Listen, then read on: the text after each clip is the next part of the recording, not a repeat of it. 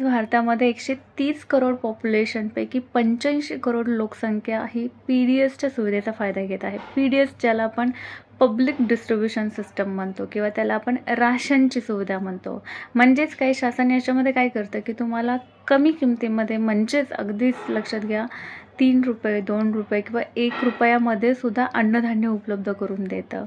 जेणेकरून आपल्या भारतामध्ये जी फूडची डिमांड आहे, अन्नधान्याची जी डिमांड आहे लोकांची वाढत्या पॉप्युलेशननुसार, ती कमी व्हावी. दुसरी गोष्ट, SDG सेकंड सस्टेनेबल डेव्हलपमेंट गोल सेकंड नंबर, त्याच्यामध्ये नो हंगर हे गोल आहे, ते आपल्याला 2030पर्यंत अचीव करायचं आहे. तसेच याच्यासोबत शासनाचा हा हेतू असतो की लोकांनी उपाशीपोटी झोपू नये आणि आपल्या देशातली गरिबी कमी व्हावी. ठीक आहे. आता हे राशन जे आहे किंवा हे जे कमी अन्नधान्य, कमी पैशामध्ये जे अन्नधान्य उपलब्ध होतं, तर ते नक्की येतं कुठून किंवा याची ही साखळी कशा पद्धतीने चालते, तर याची आपण थोडक्यात माहिती घेऊयात. ठीक आहे. जसं की आपल्याला माहिती आहे, गव्हर्नमेंट ऑफ इंडिया काय करतं की प्रत्येक वर्षी पेरणीपूर्वी MSP डिक्लेअर करतं, बरोबर ना. त्याला आपण किमान आधारभूत किंमत म्हणतो, बरोबर.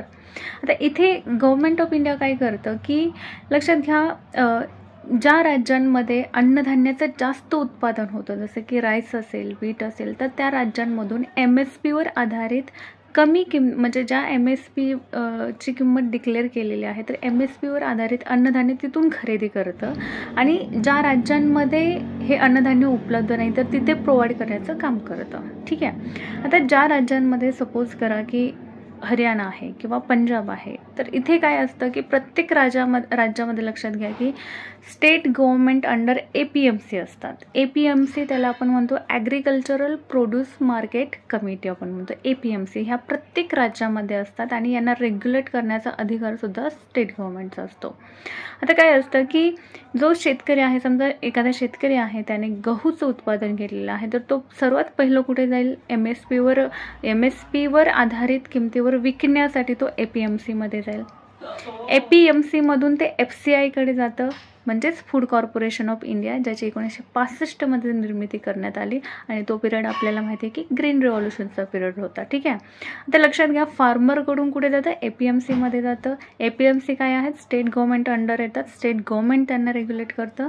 त्याच्यानंतर APMC मधून ते ट्रान्सपोर्ट करून लक्षात घ्या FCI फूड कॉर्पोरेशन ऑफ इंडियामध्ये जातं ते अन्नधान्य आणि तिथे सेंट्रल गव्हर्नमेंटचा बफर स्टॉक असतो. बफर स्टॉक म्हणजे आपण त्याच्यामध्ये लक्षात घ्या 2 फरक आहेत. एक म्हणजे ऑपरेशनल स्टॉक असतो आणि दुसरा म्हणजे बफर स्टॉक. आता थोडक्यात बफर स्टॉक म्हणजे काय समजून घ्या. आता लक्षात घ्या की समजा एखाद्या शेतकऱ्याने गहूचं उत्पादन घेतलेलं आहे, तर तो जितकं उत्पादन झालेलं आहे ते सर्वच्या सर्व मार्केटमध्ये एकदम विकत नाही, बरोबर. तर त्यातलं तो काय करतो की आपल्या फॅमिलीच्या गरजा लक्षात घेऊन त्यातलं काही उत्पादन जे आहे तर ते पूर्ण वर्षभरासाठीचं आपल्याला जे काही खाण्यासाठी लागणार आहे तर ते वेगळं काढून ठेवतो आणि मग बाकीचं मार्केटमध्ये विकतो, बरोबर.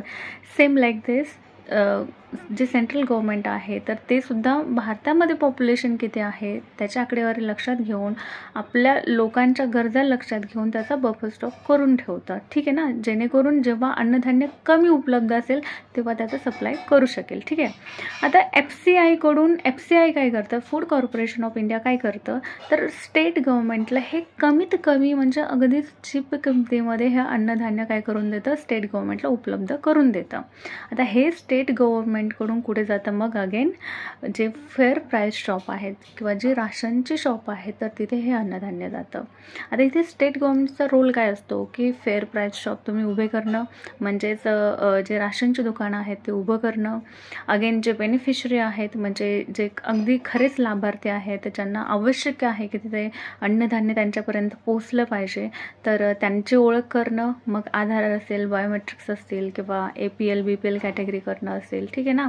आणि याचसोबत लक्षात घ्या की ही जी सुविधा आहे, ही जी सिस्टम आहे तर त्याचं मॉनिटरिंग करणं हे ओव्हरऑल स्टेट गव्हर्नमेंटचं काम असतं आणि अशा पद्धतीने मग ते फेअर प्राईस शॉपमधून जे बेनिफिशरी आहेत किंवा जे लोक आहेत तर त्यांना हे डिरेक्टली मग प्रोव्हाइड केलं जातं. तर अशा पद्धतीने ही PDS सिस्टम जी आहे ती ज्याची सुरुवात झालेली आहे. तर नेक्स्ट व्हिडिओमध्ये आपण PDS किंवा पब्लिक डिस्ट्रीब्युशन सिस्टम जे आहे तर त्याची हिस्ट्री काय आहे तर याच्याविषयी आपण थोडक्यात माहिती घेऊयात. Thank you and stay tuned with me.